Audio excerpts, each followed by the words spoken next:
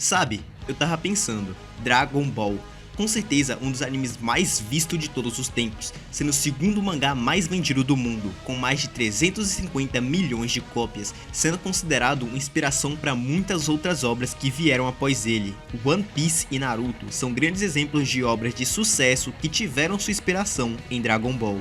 Porém, mesmo sendo esse fenômeno que é, Dragon Ball vem recebendo bastante críticas atualmente. E eu não estou falando apenas de Dragon Ball Super, mas também de Dragon Ball Z, onde muitas pessoas vêm criticando a obra, falando que ela sempre foi apenas sobre lutas, onde sua história sempre foi bastante rasa e só teve sucesso por causa da época que foi lançado. E é sobre isso que eu quero falar hoje. Eu quero falar porque que, do meu ponto de vista, Dragon Ball nunca foi apenas sobre lutas. Pra começar, eu quero deixar claro que eu sei que Dragon Ball tem sim seus defeitos, que ele tem muitos problemas e isso é algo inegável. Toda obra que existe tem os seus problemas. Eu não tô aqui pra passar pano pra Dragon Ball, mas uma coisa é você criticar a obra com base em coisas que aconteceram. Outra coisa é você falar mal da obra apenas porque não te agrada e você utilizar a sua opinião como base pra isso. Mas enfim. Pra começar, eu quero falar de um ponto que é muito bem feito, que é a construção de universo em Dragon Ball. Porque desde o começo nós sabíamos que tinha algo diferente com Goku. Ele aparentemente era um garoto normal, mas ele tinha um rabo de macaco e sempre deixava aquela questão de por que ele tinha aquilo.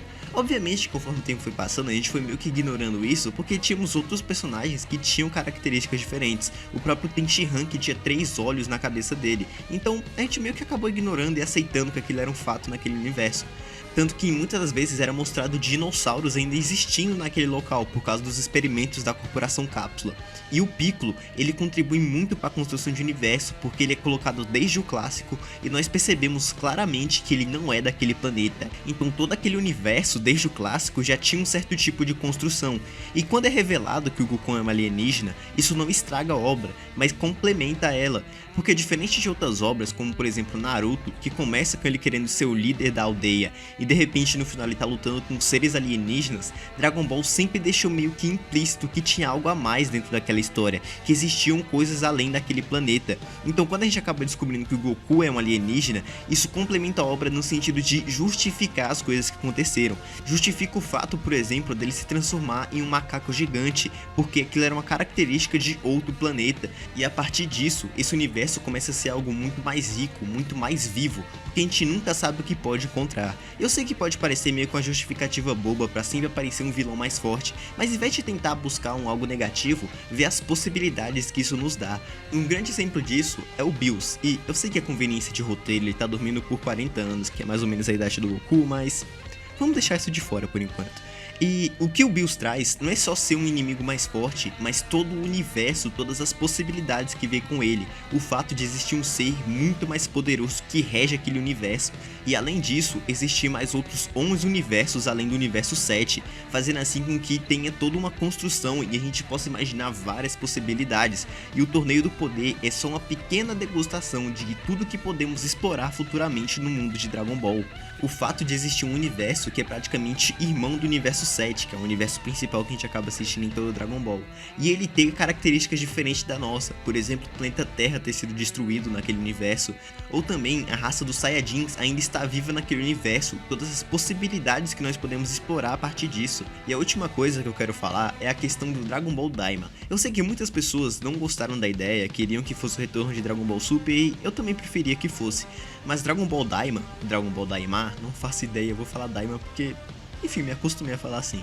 Dragon Ball Daima, ele vai trazer algo muito interessante pro universo de Dragon Ball, que é a questão dos demônios. O reino Makai, que é meio que o reino dos demônios, sempre teve presente em Dragon Ball Heroes, mas nunca foi explorado na linha do tempo original. E eu não sei se o Daima vai fazer parte desse universo não, mas mesmo que ele não seja canônico, ele já vai trazer a possibilidade de existir esses seres, e isso vai ser muito interessante pro futuro de Dragon Ball, onde futuramente nós podemos ver seres com poderes totalmente diferentes. Já tivemos um pequeno gosto disso com o Moro, onde ele não utilizava somente Ki, mas ele também utilizava magia. Então se um mago já conseguiu fazer tudo aquilo que ele fez com Goku e com Vegeta, imagino que um demônio pode fazer no mundo de Dragon Ball. E como eu citei que muitas pessoas dizem que Dragon Ball é apenas luta, eu queria comentar sobre elas aqui, mas de uma forma diferente. Eu queria comentar sobre como Akira Toriyama cria as lutas de Dragon Ball, a quadrinização, o estilo de arte, tem técnicas que ele criou, ou pelo menos pegou de referência, que são utilizadas até hoje na indústria dos mangás. Primeiro, eu quero começar com a questão da quadrinização, porque uma coisa que eu sei que todo mundo que já leu mangá fez é pular alguns quadros do mangá pra ver o que tá acontecendo. E basicamente os autores de mangás, incluindo o Akira Toriyama, sabem que nós fazemos isso, por isso que ele utiliza muitas técnicas na hora de fazer a quadrinização, e o Akira Toriyama é gênio nisso, porque ele sabendo que muitas das vezes nós vamos pular pro final da página para saber o que aconteceu, ele não mostra o que houve realmente, ele deixa o quadro no final apenas como uma consequência e a gente não sabe o que aconteceu, e nós temos que voltar toda a página para poder saber realmente o que houve nesse meio tempo. E o jeito que a luta é feita também é muito bem pensado, porque na leitura do mangá nós temos que ler da direita para a esquerda, e muitas das vezes ele faz com que nós focamos primeiro na coisa menos importante na direita e depois na coisa mais importante na esquerda, tanto que o Rastro de Ki é um ótimo exemplo disso. Muitas das vezes nós vemos primeiro a grande rajada de energia na direita e só depois nós vemos aonde que o personagem foi parar na esquerda, fazendo nosso olho deslizar pela página. Nós sempre ficamos curiosos porque na primeira coisa que a gente olha, nós não sabemos realmente o que aconteceu. Da mesma forma que acontece quando nós pulamos o quadro, nós também temos que seguir o fluxo da página para nós entendermos perfeitamente o que está acontecendo na luta. E isso é coisa que apenas as pessoas mais gênias, os autores mais inteligentes realmente conseguem fazer com maestria. E é por isso que Akira Toriyama é tão elogiado por suas lutas, porque ele consegue passar a sensação de velocidade, ele consegue nos guiar na luta sem nos perdermos e faz com que nós realmente sentimos a apreensão de estar naquela luta, porque nós nunca sabemos o que vai acontecer na próxima página. Ainda nesse aspecto da luta, eu queria comentar sobre o ângulo, porque por exemplo nessa imagem do Goku contra o Piccolo, onde o Piccolo tá gigante, como nosso olho se encerra no final da página na esquerda, quando o Goku aparece, no caso quando a gente vira a página, a primeira coisa que a gente olha é o Goku pequeno e só depois nós observamos o Piccolo gigante, porque é a coisa que mais está distante do nosso olho quando nós passamos a página. E tem várias outras citações que eu poderia fazer aqui, como por exemplo quando vai fazer um ataque de energia, você vê primeiro o foco no personagem e só depois você repara na magnitude do ataque. Ou por exemplo, vou dar um exemplo aleatório aqui, o Goku tá lutando contra o Freeza e ele tá vencendo, só que quando você vira na página, o primeiro quadro que você vê é um foco no Goku e o Freeza dando um golpe nele. Você vê primeiro o Goku e fica assustado para saber o que aconteceu, e só depois você vê o Freeza pequeno no quadro acertando o Goku. E esses são só alguns exemplos das várias técnicas que são utilizadas na construção de uma luta de Dragon Ball. Pelo menos eu tô falando do Dragon Ball Z, Dragon Ball Super eu não cheguei a analisar tanto assim. Mas em Dragon Ball Z sempre teve esse cuidado, cada quadro que era feito tinha um propósito e tinha um pensamento por trás. E é por isso que muitas pessoas dizem que as lutas de Dragon Ball Z são uma das melhores que já existiram. Porque o anime já é muito bom e eles pegaram de referência um mangá que tinha todo um preparo por trás delas. E sendo um dos primeiros a fazer esse tipo de coisa e fazendo com maestria, obviamente que Dragon Ball virou referência nessa área. E com certeza um dos pontos, se não o ponto mais importante para as pessoas gostarem de Dragon Ball são seus personagens e a história de fundo que eles têm. De início, eu quero falar sobre o Vegeta, que é considerado por muitas pessoas, e por mim também, o personagem mais bem escrito de todo Dragon Ball. Basicamente é o seguinte, ele sempre foi uma pessoa muito orgulhosa, porque ele nasceu na raça guerreira dos Saiyajins e ele é o príncipe dessa raça. Por isso acaba que acima do Vegeta só tinha o pai dele e mais ninguém. Só que tudo isso é subvertido quando de repente aparece o Império do Freeza e coloca toda a raça dos Saiyajins aos pés dele, fazendo com que o Vegeta, que era a pessoa mais importante daquele planeta abaixo de seu pai, seja apenas qualquer um no Império do Freeza. E pra piorar, o Vegeta perde tudo que ele tinha, já que o planeta Vegeta é completamente destruído pelo Freeza, já que ele possuía medo do surgimento do lendário Super Saiyajin. Anos depois, Vegeta vê a primeira oportunidade de poder derrotar Freeza. Ele descobre sobre as esferas do dragão, então ele vai até a Terra para conseguir elas, mas de repente um empecilho aparece. Um guerreiro de classe baixa consegue derrotar Vegeta, e esse guerreiro era o Goku. Vegeta depois disso começa a passar por um processo de se tornar mais humano, uma pessoa com mais compaixão. Obviamente que isso demora bastante, mas acaba acontecendo. Depois da derrota dele por Freeza, ele percebe que ele não é o destinado, ele não é a lenda de sua própria raça, ele não é o Super Saiyajin. Na verdade quem é isso é o Goku, E então o Vegeta começa todo um processo de querer se tornar mais forte que o Goku. Ele tem vários planos, ele treina de forma incessante, mas nada disso adianta, o Goku continua sempre na frente dele. Depois da morte do Goku, do sacrifício dele, o Vegeta se torna muito mais próximo da família dele. Ele meio que esquece essa questão do ego. Obviamente que ele continua treinando de forma incessante, mas a sua ambição de se tornar o mais forte é meio que deixada de lado porque ele não tem mais um objetivo, o Goku não tá mais ali pra ser superado. Obviamente que o Goku acaba voltando à vida e chega a questão no Majin Vegeta. Porque o Vegeta tem a vontade de derrotar o Goku, mas ele percebe que não é mais como antes, ele não tem mais aquela ânsia, ele não quer fazer tudo o possível para poder derrotar o Goku, porque agora ele tem outros objetivos. E é por isso que mais pra frente ele deixa ser dominado pelo Babidi, porque ele quer testar se ele consegue esquecer tudo que ele viveu até aquele momento e voltar a ser a pessoa que ele era antigamente. Mas isso acaba dando errado, mesmo que ele consiga derrotar o Goku, ele percebe que não é mais o mesmo. Então a única forma dele poder se render depois de toda a destruição e morte que ele causou seria impedindo o monstro que ele criou, porque o Majin Buu só ganhou vida por causa da luta do Goku com o Vegeta. E pra isso ele decide que quer se sacrificar, fazendo assim com que ele levasse o monstro e ele mesmo naquele processo. E suas últimas palavras, seus últimos pensamentos, é apenas um adeus. Um adeus à sua esposa, um adeus a seu filho e um adeus ao seu melhor amigo. E mesmo o sacrifício de Vegeta sendo bastante bonito, ele acaba voltando à vida. E vem um pensamento na cabeça dele. Enquanto o Goku lutava com o Majin Buu, Vegeta percebeu uma coisa. Diferente dele, o Goku lutava para poder se aprimorar. Ele não apenas queria ficar mais forte, mas ele queria se tornar alguém melhor. Por isso que ele não matava seus inimigos, porque ele queria aprender cada vez mais com as outras pessoas. Enquanto Vegeta sempre lutou por causa de seu ego. E naquele momento, depois de tanto tempo, Vegeta admite para si mesmo: Kakaroto, você é o melhor. E outro personagem que é bastante amado e tem uma história muito interessante é o Trunks do futuro. Porque desde a sua primeira aparição, ele sempre deixa aquele ar de mistério, né? Porque da primeira vez que ele aparece, nós nem mesmo sabemos quem ele é, nós não fazemos ideia. Ele só aparece, se transforma em Super Saiyajin e derrota o Freeza, que naquele momento era considerado o segundo personagem mais forte de Dragon Ball, e ele é derrotado com extrema facilidade. E além disso, a gente acaba descobrindo sobre seu passado.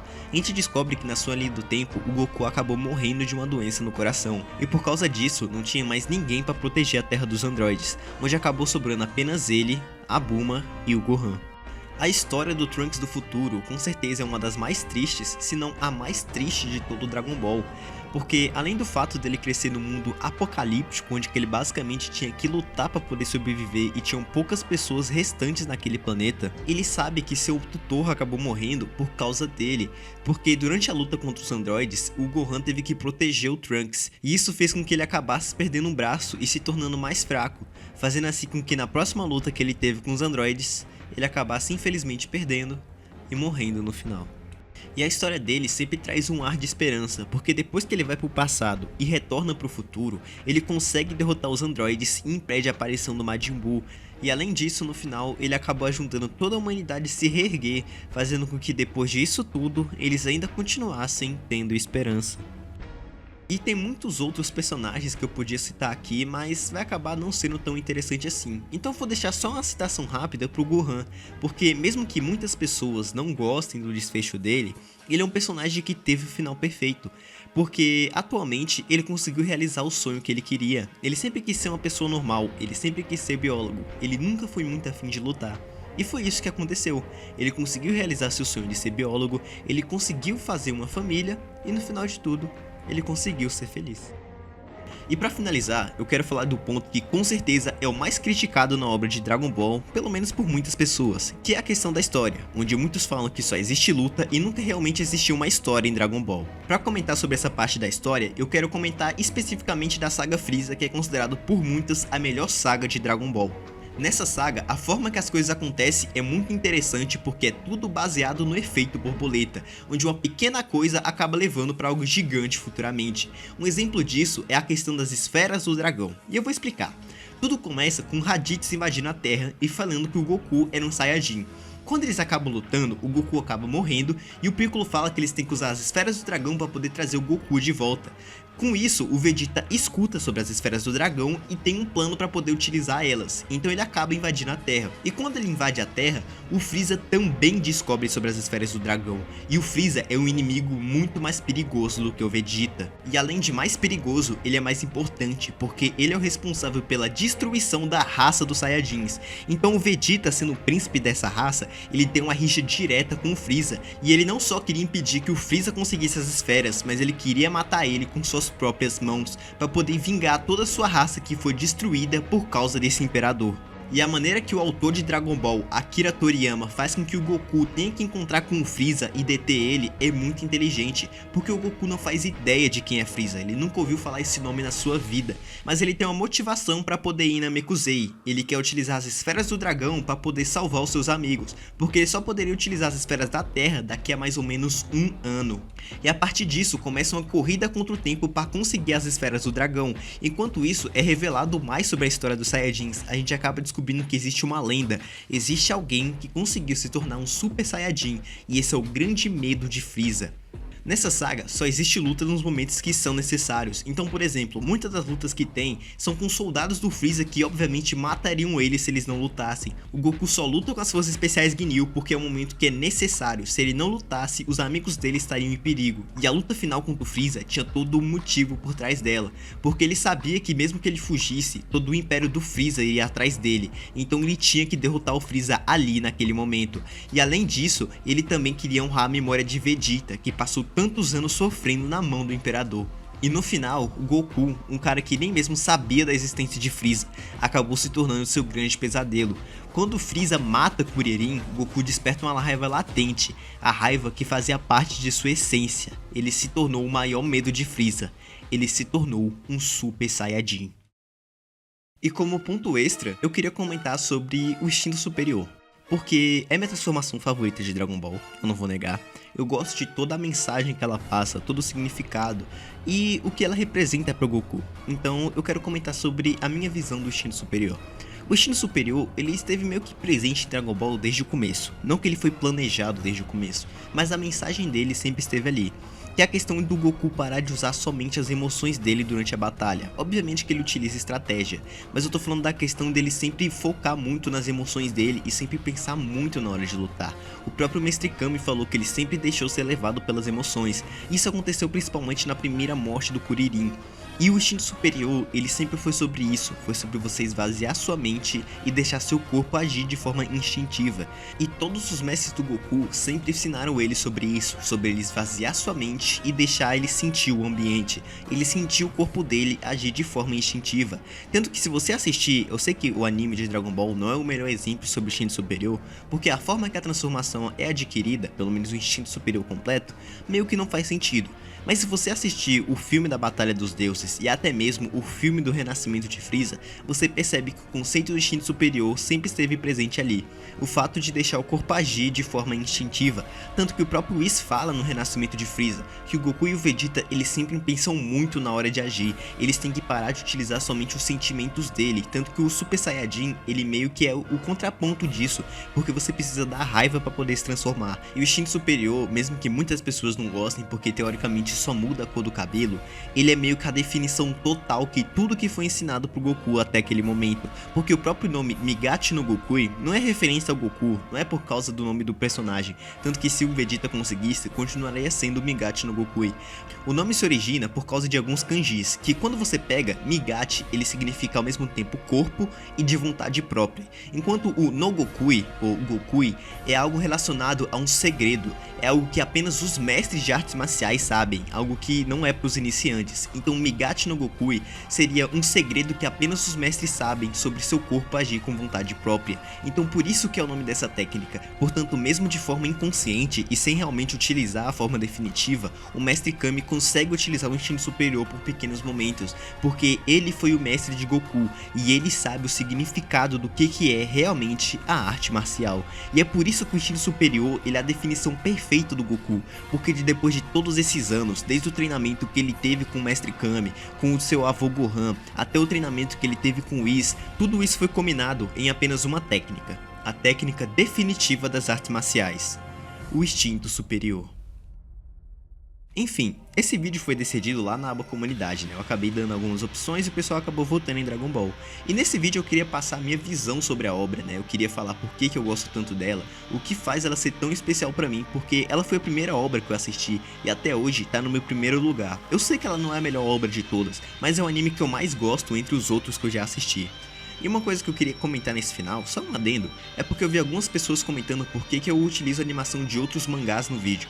E às vezes é porque não tem animação suficiente. Então, por exemplo, em Jujutsu Kaisen tem muita animação de mangá, então dava pra eu utilizar. Só que, por exemplo, em Kagurabachi, se eu for fazer um vídeo sobre, não tem tanta animação assim. Então eu prefiro deixar a animação de outro mangá no fundo pra ser algo mais interessante de assistir, do que deixar a animação em loop passando várias e várias vezes, porque acaba sendo meio chato e provavelmente as pessoas não iam querer ver. Mas é sobre isso, era só uma explicação rápida porque eu vi algumas pessoas comentando. Mas é isso, era sobre isso que eu queria comentar nesse final, e era sobre isso que eu queria falar sobre Dragon Ball. Talvez futuramente eu possa fazer um vídeo criticando a obra e tal, se você quiser ou quiser dar alguma sugestão de vídeo nos comentários, é só falar aí que eu leio todos os comentários, eu tento responder todo mundo. E é isso, eu espero que vocês tenham gostado, e eu espero que nos encontremos novamente. Falou!